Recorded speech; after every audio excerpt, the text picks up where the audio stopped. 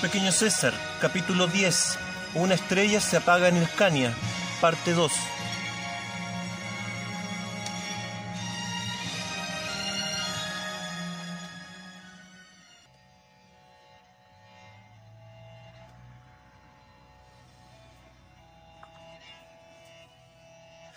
Continuamos nuestro camino a Sadarakarta con la certeza de que solo en la asediada ciudad encontraremos las respuestas que Baltasar busca con respecto a su familia. Tomamos la ruta difícil, es decir, a través de los húmedos y boscosos cerros entre los pantanos de la costa sur del mar Hircano y los nevados montes Elburz en el sur, conscientes ahora de que a alguien nos sigue y nos observa desde la profundidad del bosque. Durante la noche nos refugiamos en un pequeño caserío ubicado en un claro del bosque surtido por un pequeño riachuelo y rodeado de altos cerros por entre los cuales se cuela fraccionada la luz del sol, que da vida al reflejo del agua y al multicolor follaje de los árboles. Hojas de intenso rojo, amarillo y verde contrastan con las grises y azulosas piedras del riachuelo. Una osa con un par de cachorros aparece entre el bosque y rodea el lugar avanzando por la ladera de los cerros. Al notar nuestra presencia se aleja sigilosamente, expresando su molestia con un paso cansado y orejas retraídas. La gente del casereo accede a albergar a los líderes de nuestra cofradía. Nos encontramos aún a 3 días de Sadarakarta, pero Baltasar ya ha recibido la confirmación de que varios pueblos de Hircania han sido arrasados, pueblos como Talabrose, Samariane y Karta, pero que a pesar de todo han comenzado su reconstrucción libres por el momento del acoso dervicano. Mientras somos atendidos por las familias locales, Baltasar me cuenta por primera vez algo de su familia. Su padre, Fernes, era descendiente de antiguos sátrapas de la región, perteneciente a la estirpe de los tapurios, nobles guerreros caucásicos que se enfrentaron a reyes persas y griegos. Luego de la conquista de los partos, Hircania fue anexado como reino vasallo, aunque la legitimidad de la casta real fue reconocida y mantenida. Su padre ostentaba el título de Astarabat, juez de los pobres, un cargo administrativo de enorme responsabilidad y que lo obligaba a mantenerse en constantes viajes por el imperio. Fue en el transcurso de estos deberes que conoció a Sari, la madre de Baltasar. Sari era una bella princesa mayú, una tribu del sur de Persia, famosa por sus conocimientos místicos y astrológicos. Sari y Fernes conjugaron lo mejor de dos mundos distintos, pero complementarios, y dieron a luz a Baltasar, su único hijo, el que representaba esta unión. El niño creció entre lecciones de política, astrología y por supuesto conocimiento mágico, alternando sus juegos entre la biblioteca familiar y el observatorio que su padre construyó para él y su madre. Magos y funcionarios de gobierno fueron sus tutores, y el gran bosque, las montañas y el océano Hircano su patio de juegos. Allí aprendió de árboles y plantas, animales, estrellas y rocas, idiomas y estrategias. Baltasar se convirtió en un hombre culto, pero apartado de la realidad. Sus padres evitaron que el joven tuviera contacto con el dolor, la muerte y el sufrimiento. Luego vinieron los años de cumplir con sus deberes militares forzados a favor del rey Orodes. Apartado de su familia, tuvo que aprender las artes del combate y la guerra, y conoció el rostro del horror, sirviendo en campaña de los límites del imperio. Su alma se llenó de angustia y decepción. En medio de todo esto, necesitaba con desesperación encontrar justicia y compasión.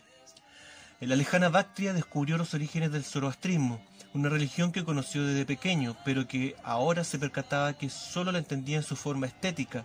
Signos y símbolos cobraban ahora sentido y valor. De vuelta en su hogar, Baltasar se obsesionó con la búsqueda de la verdad y la redención en las estrellas y en los libros sagrados. Entrelazó una conexión entre el cielo y el pensamiento religioso de todos los hombres y descubrió que los sabios de Oriente y Occidente anunciaban un único y maravilloso evento que sucedería prontamente: el nacimiento de un ser especial que a través de su energía espiritual traería paz, armonía y amor al alma de todos los hombres, y estos serían sanados y perdonados. Todo sería nuevo y existiría una segunda oportunidad de crear el cielo en la tierra. Este prodigio se convertiría en rey y tendría sobre él el poder político y religioso de todas las naciones, y la paz vendría con él.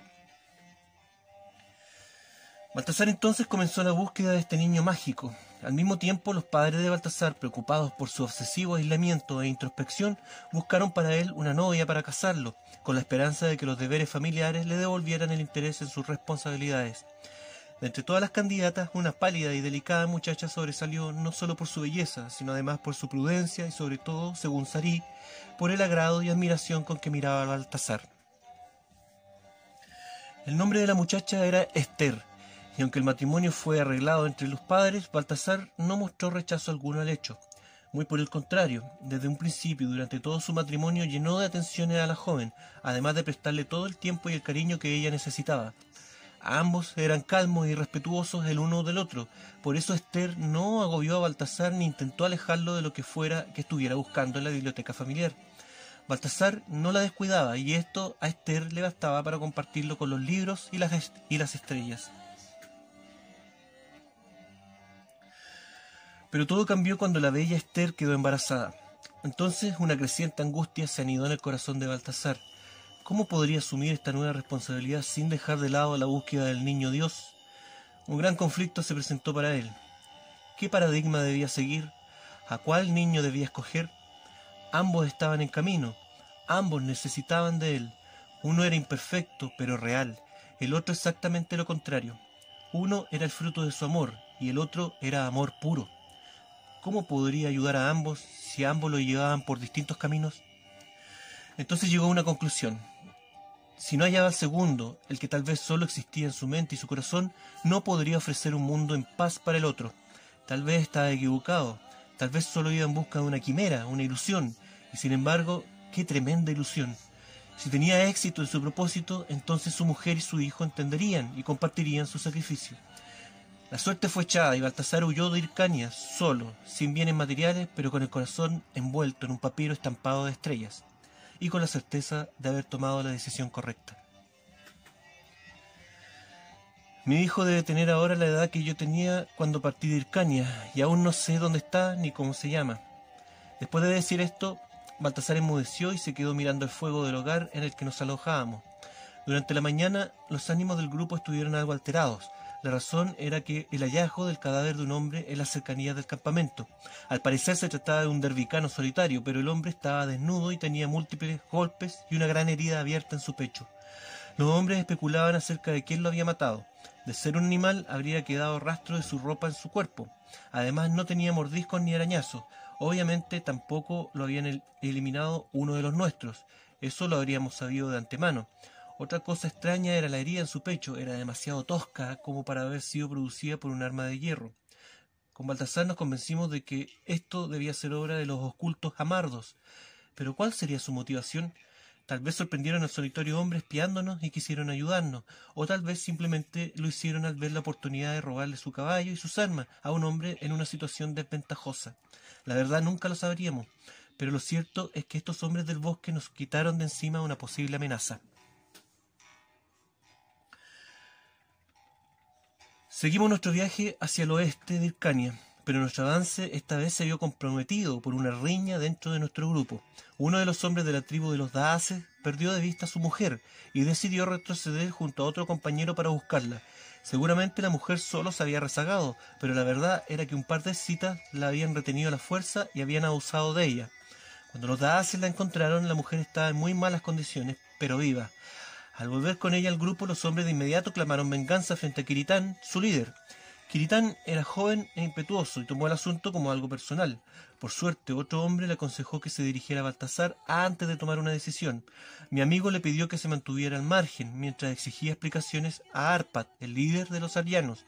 Arpad, temiendo que su campaña en Hircania terminara abruptamente y lo peor de todo, sin dejar a un botín, se tomó el asunto en serio y le dio la importancia que se necesitaba. En poco tiempo se encontró a los culpables, pero el problema surgió al momento de decidir qué hacer con ellos. Kiritán quería sus cabezas, pero Arpad jamás consentiría que alguien ajeno ejecutara a sus hombres, y menos por el simple hecho de haber violado a una mujer de otra tribu.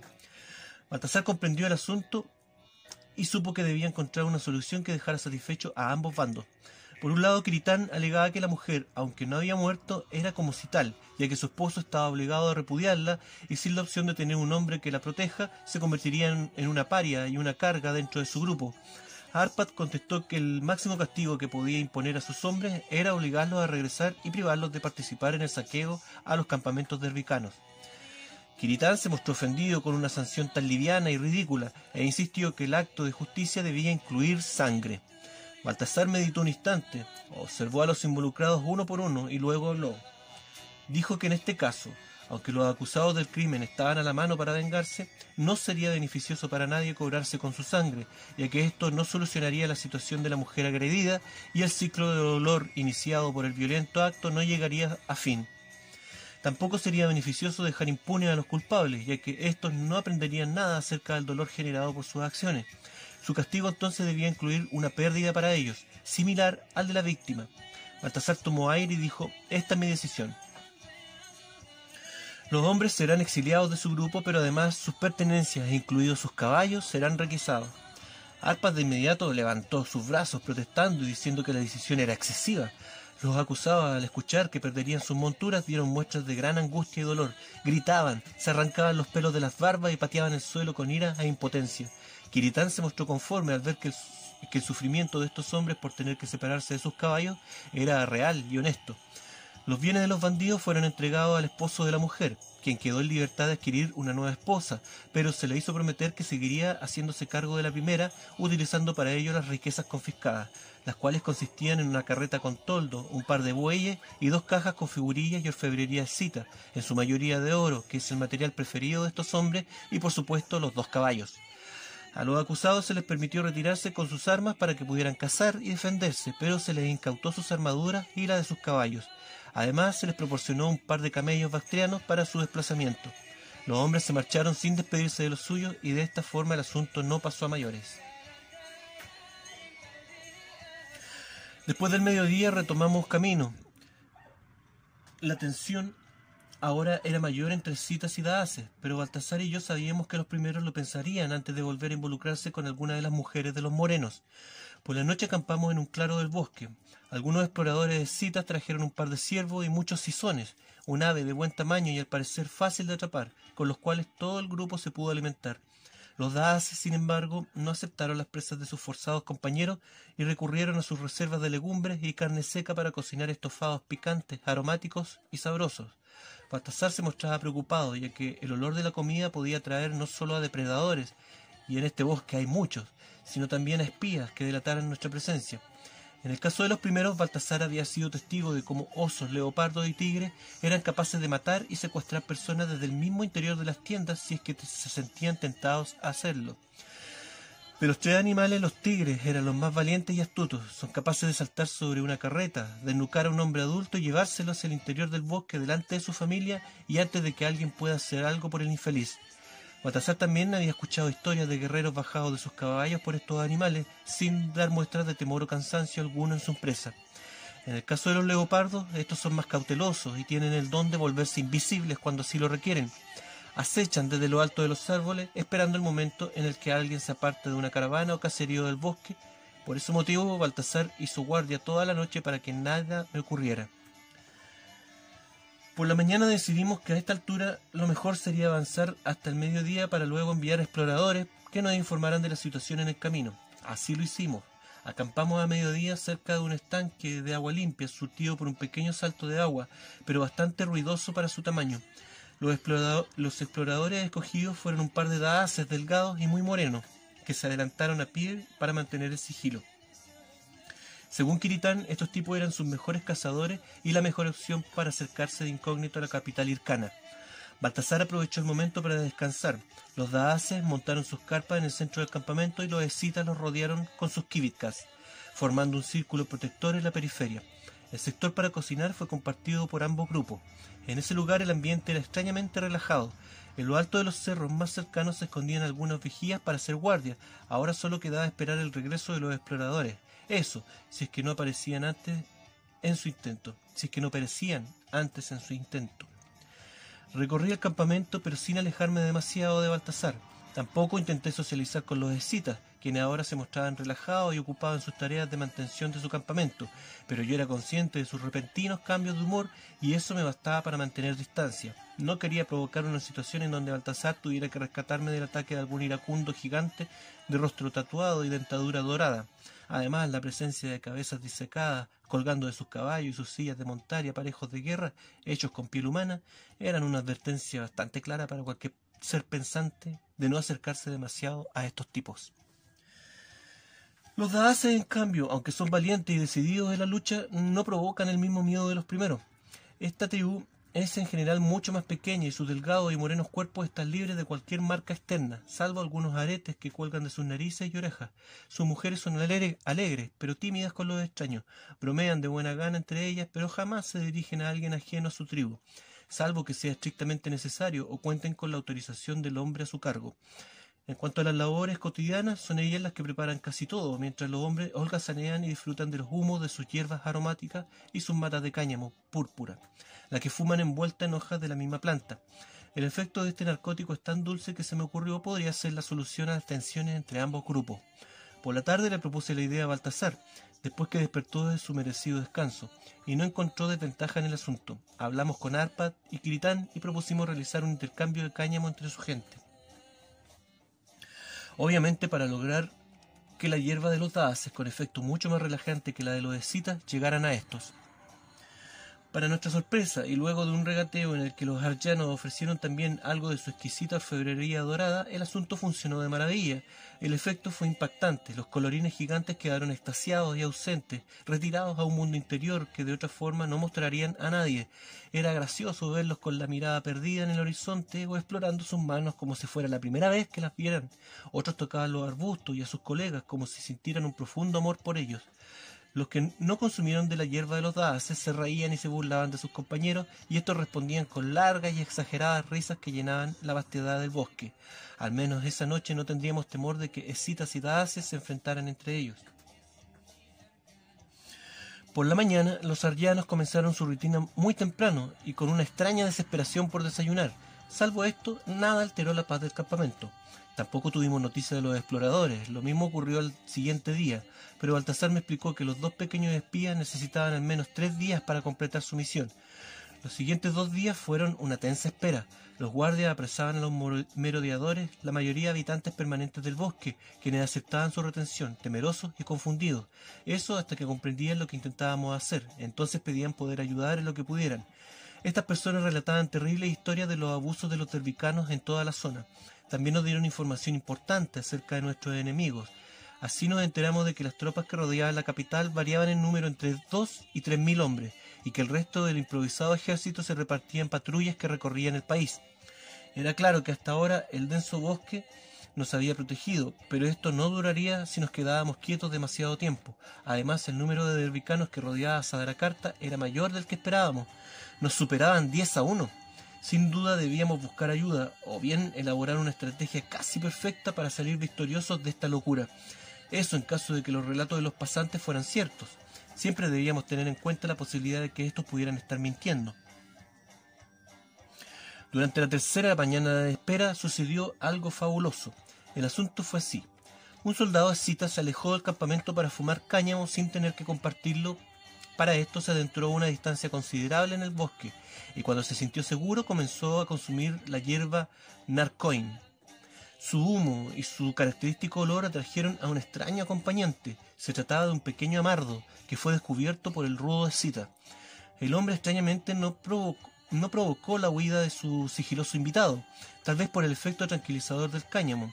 El asunto es que poco a poco el amardo tomó confianza y se dio a los gestos de invitación del ahora amistoso guerrero. Después de un rato, la creciente curiosidad del pequeño hombre lo alentó a aceptar la droga encendida que el escita le ofrecía. El pequeño fuego y el oloroso humo lo provocaron en un comienzo temor y rechazo, pero después el pequeño rústico inhaló los humos que el escita le soplaba en la cara.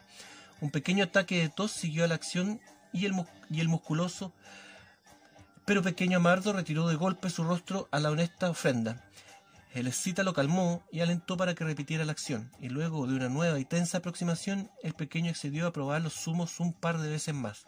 Esto fue suficiente para que el hombrecillo del bosque entrara en una relativa intimidad con el escita. Ambos comenzaron a reír y a aproximarse sin miedos.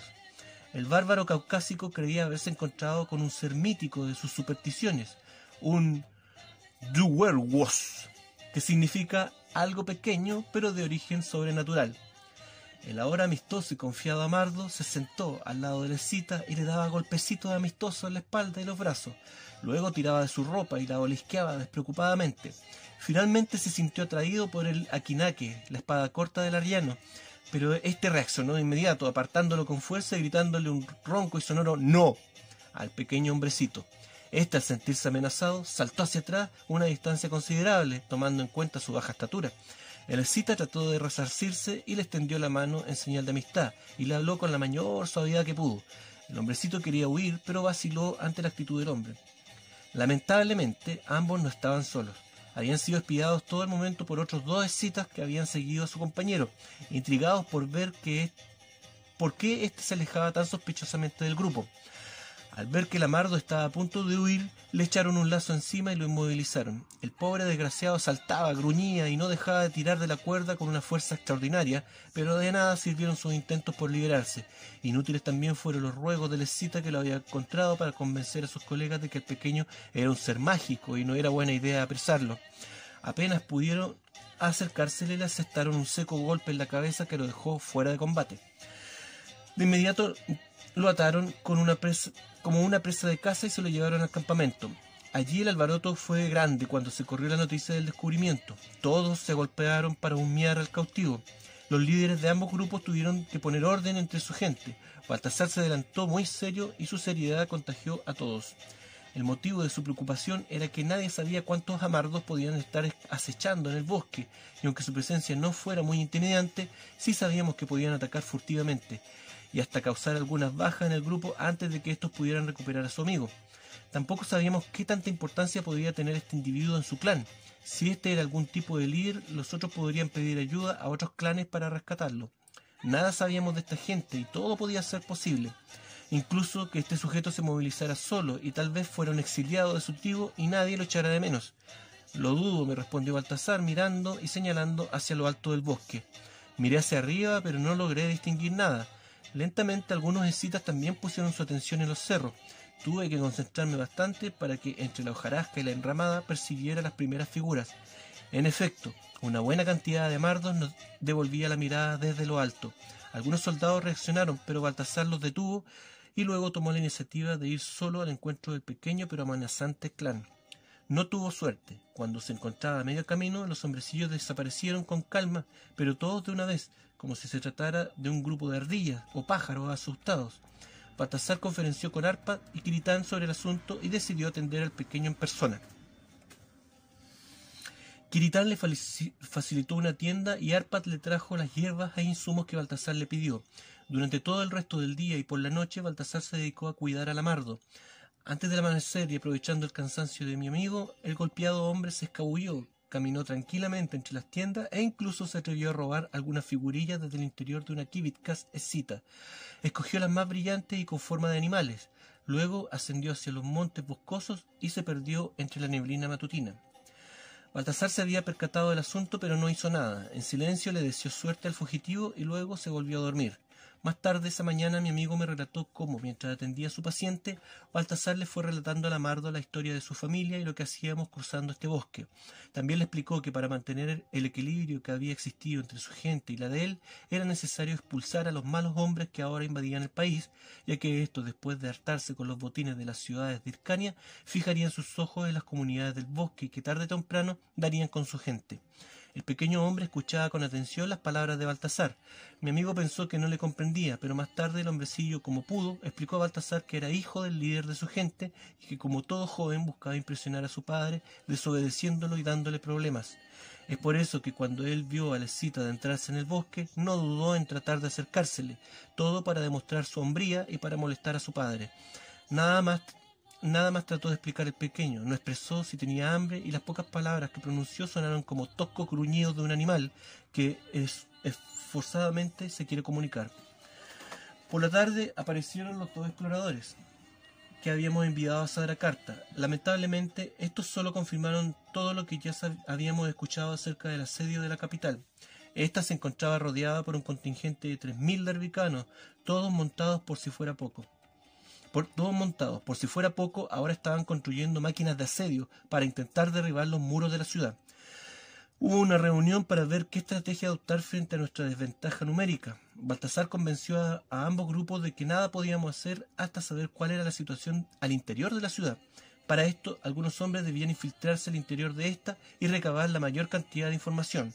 Baltasar volvió a convencer a los líderes de que él era el indicado para esta tarea y que, para lograr tener éxito, debía penetrar solo en la ciudad, ya que la presencia de más hombres solo llamaría la atención.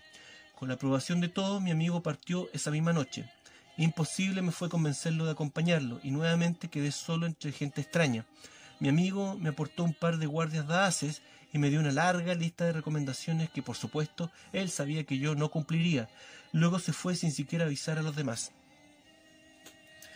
Baltasar avanzó de noche, casi sin luz, pero con paso firme y seguro. Conocía bien estos bosques y sabía cómo evitar requeridos y quebradas ocultas por los árboles y la hojarasca, además de conocer las rutas que rodeaban los falsos pasos que dan a ninguna parte y que obligan a los viajeros muchas veces a retroceder lo andado. Los escitas le facilitaron un buen caballo, pero la mayor parte de la ruta la hizo a pie, tirando de las riendas de su montura. Durante el viaje su agonía fue en aumento. Aunque se obligaba a caminar, todo su interior lo presionaba para detenerse y huir en dirección contraria. No sabía qué le esperaba en Sadracarta, y más que a los dervicanos, temía encontrar las respuestas a los fantasmas de su pasado. ¿Qué explicación les daría a sus padres, a Esther y a su hijo? O peor aún, ¿qué haría si no los encontraba? O si nadie sabía ya de ellos, pero la suerte estaba echada. Fuera lo que fuera, ya no podía dar pie atrás. Eso le quedó claro cuando desde lo alto de los cerros pudo ver al fin las pequeñas luces de la ciudad, distantes en dirección a la costa del enorme mar Hircano.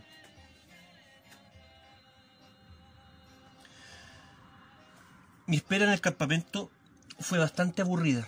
Los escitas, intuyendo que pronto entrarían en acción, se dedicaron a mantener sus armas y armaduras, y por supuesto también las de sus caballos, hasta entonces guardadas en sus kivitkas.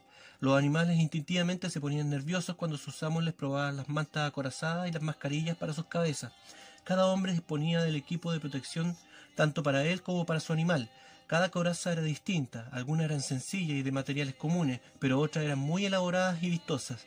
Bellos pectorales de cuero endurecido y enlacados en rojo brillante, otros elaborados con escamas de hierro superpuestas, cascos de distintas formas. Algunos incluían horrendas máscaras y otros agregaban cueros de animales, lo que aumentaba la imagen de altura y de fiereza de estos hombres.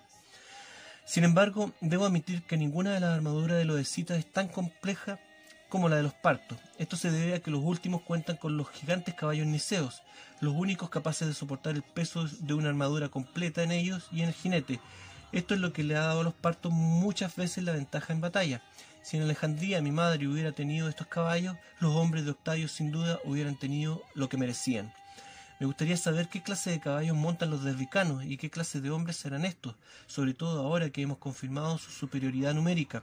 Por suerte los ánimos en el campamento son altos y solo se han producido algunas pequeñas grescas sin importancia, pero en general escitas y daaces han comprendido que las tensiones entre ellos podrían acabar anticipadamente con nuestra campaña, así es que ambos grupos ahora se limitan simplemente a ignorarse entre sí. Los guardias que Baltasar había dispuesto para mí abandonaron su puesto y me dejaron solo. Obviamente no entendían por qué debían resguardar a un muchacho inútil como yo. Solo y sin tener nada que hacer salí a recorrer el campamento. Mi tienda quedaba dentro del área de los daaces. Estas personas eran alegres y ruidosas, pero se mostraban altamente desconfiados de mi presencia, lo que me llevó a recorrer la zona exterior, demarcada por las kivitkas de los escitas. Su sector era mucho más desasiado que el de los daaces. El área de los primeros olía a incienso, pero el de los aryanos era una mezcla de olores alcohólicos y de cosas en descomposición, debido a que no se tomaban las molestias de enterrar sus desperdicios de alimentos, dejando restos de carne a la intemperie aprovechada por sus perros o algún carroñero nocturno que se atreve a robarla. De todas formas, nunca le faltaba la carne, ya que sus cazadores nos proveían todos los días. Al pasar por fuera de una de sus carretas tiendas, tuve la impertinencia de cruzar la mirada con el hombre que descansaba fuera de ella. Baltasar me previno de no acercarme al área de los escitas, y que si me veía forzado a hacerlo, lo debía cruzar rápido y con la mirada agacha para evitar provocar la ira de alguno de ellos. Lamentablemente no le hice caso. Intenté continuar mi camino, pero ya era tarde, y antes de que los escandalosos llamados del hombre atrajeran más atención, decidí detener mi camino, sintiéndome estúpido y desdichado. Me di vuelta lentamente, y ahí estaba la escita llamándome con su enorme brazo. Caminé hacia él con toda mi humanidad contrita. Para mi sorpresa, a medida que avanzaba, el hombre se mostraba más animado y amistoso. Cuando llegué junto a él, se puso en pie y me hizo un gesto para que lo esperara. Entró en su carreta y luego salió con un pequeño bolso de cuero del cual extrajo una bella figurita de oro. Era un ciervo modelado en la graciosa y estilizada manera que tienen los escitas para representar a estos animales, regordetes y con una gran sensación de movimiento en sus posturas. Lo mismo ocurre con las figuras humanas, solo que en ese caso el nivel de detalle es aún mayor.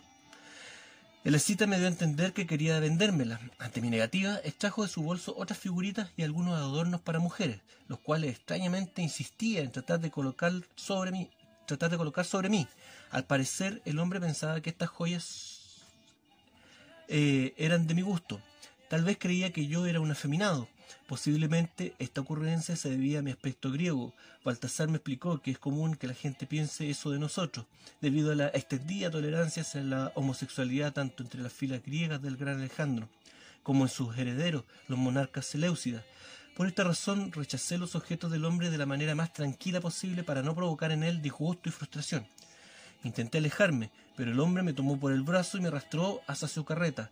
Comencé a sentir pánico, pero no quería llamar la atención de otros escitas. Una vez dentro del toldo de la maloliente carreta, el hombre buscó entre sus cosas hasta que encontró una quinaque, una de sus típicas espadas cortas del mismo tipo de las que usan los sármatas. Exhalé fuertemente, aliviado, entendiendo que el hombre solo busca venderme algo, y pensé que no se cansaría de intentarlo hasta que lo lograra. Entonces busqué entre mis ropas y compré el arma por un par de pequeñas pepitas de oro.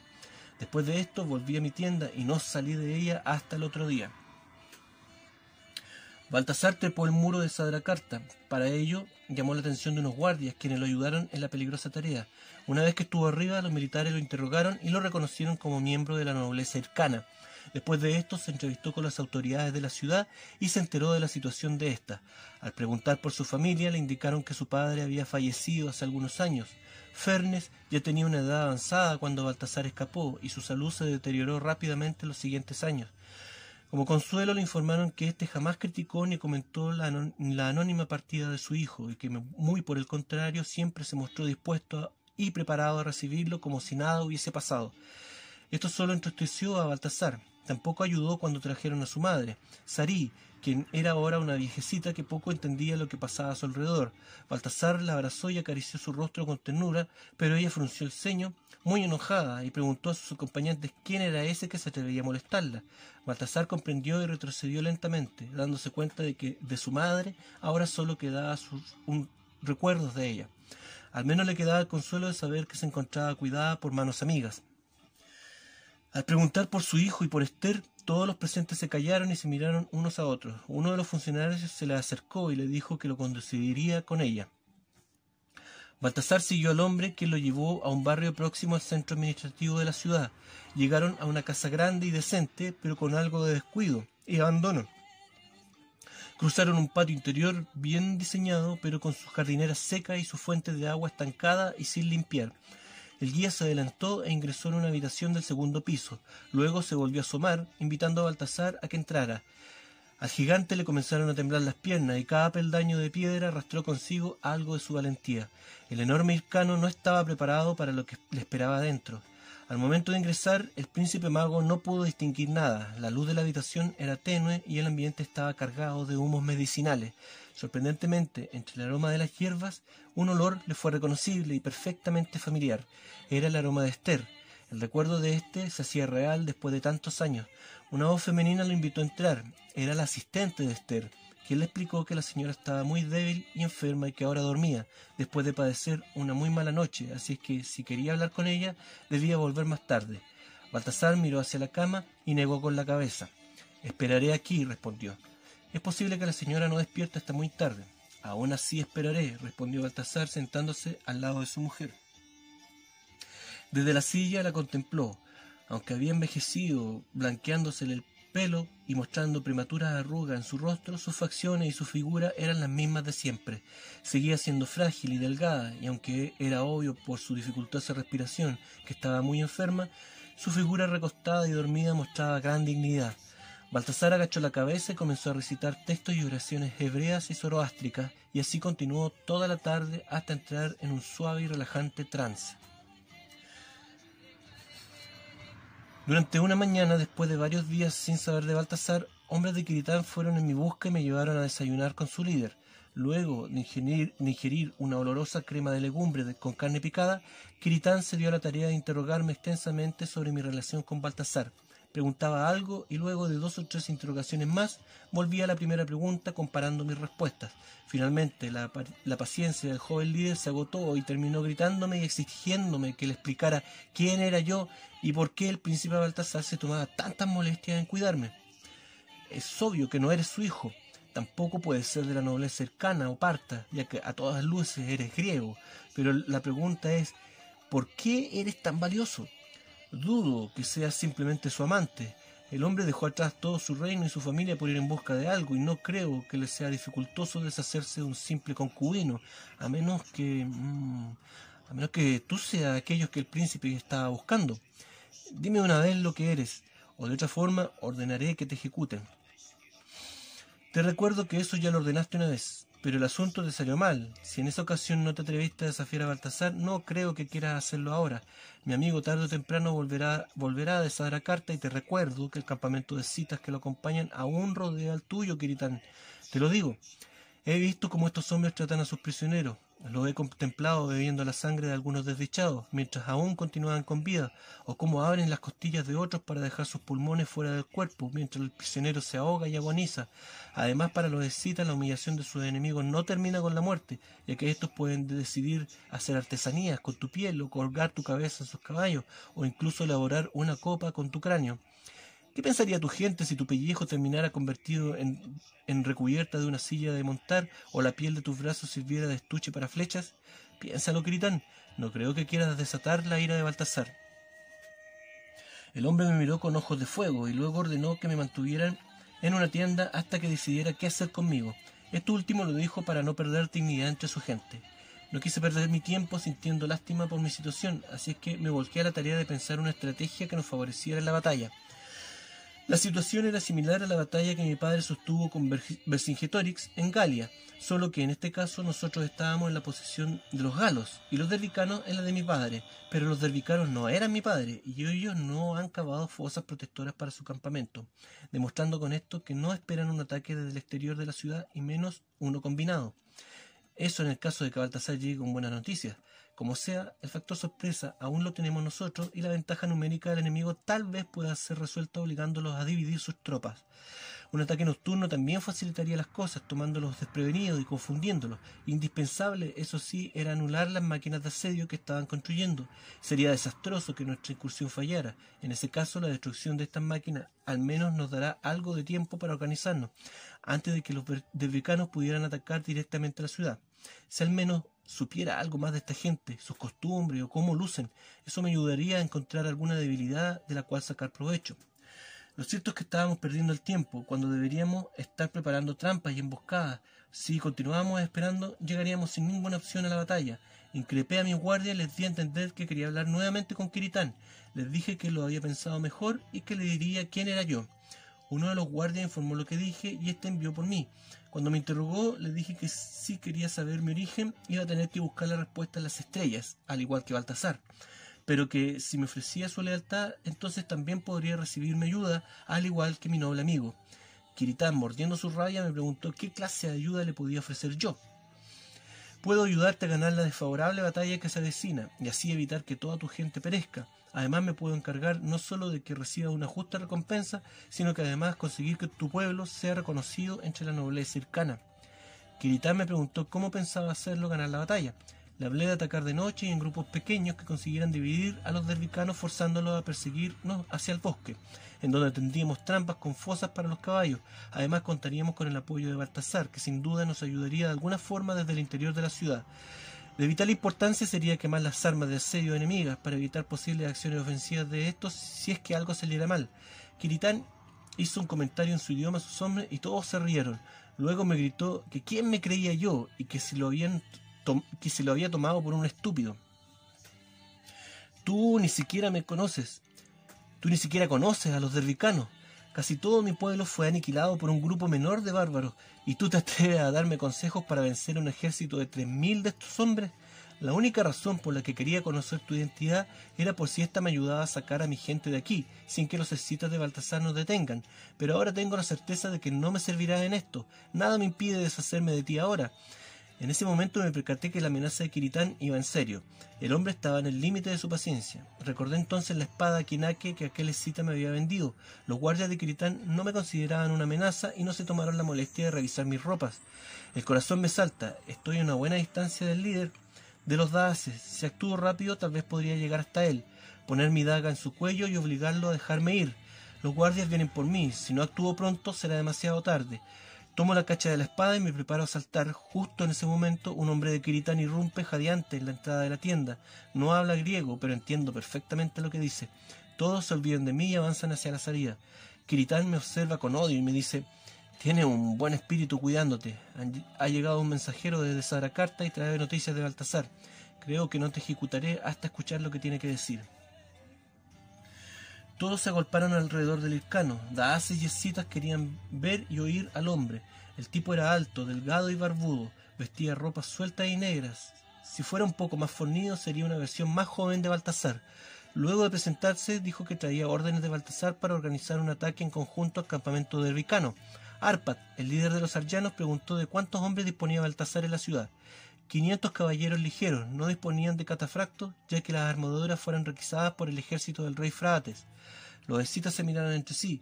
La cantidad de jinetes los sorprendió, pero aún así el número combinado de nuestras fuerzas era inferior al de los dervicanos. Kiritán interrumpió el murmullo general y dijo que ni siquiera teníamos pruebas de que este hombre dijera la verdad. Incluso ni siquiera sabíamos si había sido enviado por Baltasar. Entonces el hombre dijo que mi amigo, habiendo previsto esto, lo había enviado con una pregunta que solo yo podía contestar. El hombre traía un mensaje escrito de Baltasar, con la respuesta de esa pregunta. ¿Y cuál es esa pregunta?, dijo Kiritán. La pregunta es: ¿quién cree Baltasar que es el muchacho que está de pie frente a nosotros? Kiritán expresó en su rostro un falso asombro y para burlarse de mí dijo: dilo entonces, ¿quién eres para Baltasar? ¿Su mozo? ¿Su hijo adoptivo? Responde. Me quedé petrificado por el asombro.